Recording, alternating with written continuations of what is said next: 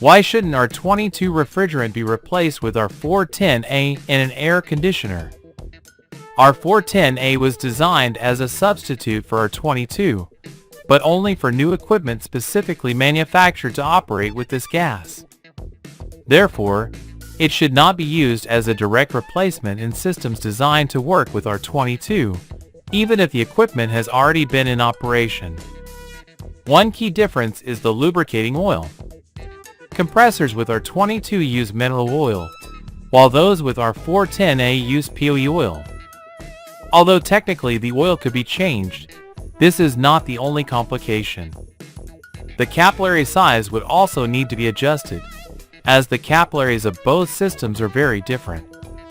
However, there are critical factors that make a direct change from R22 to R410A unfeasible.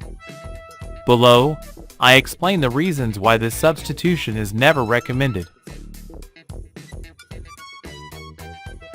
1. Pressure difference in the evaporator.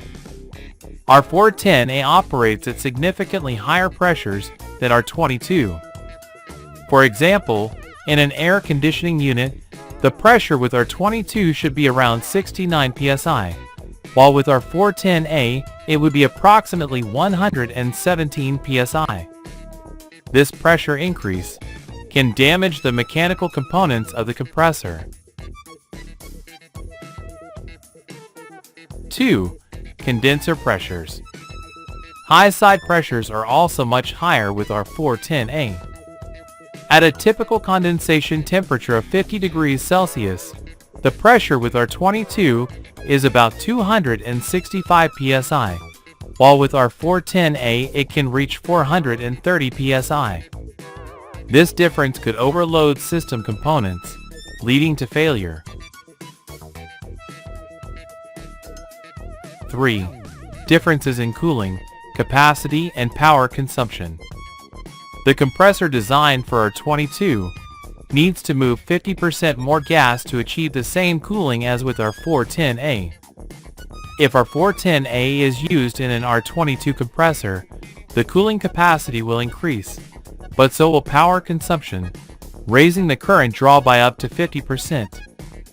This could exceed the compressor motor's capacity, causing irreversible damage. 4.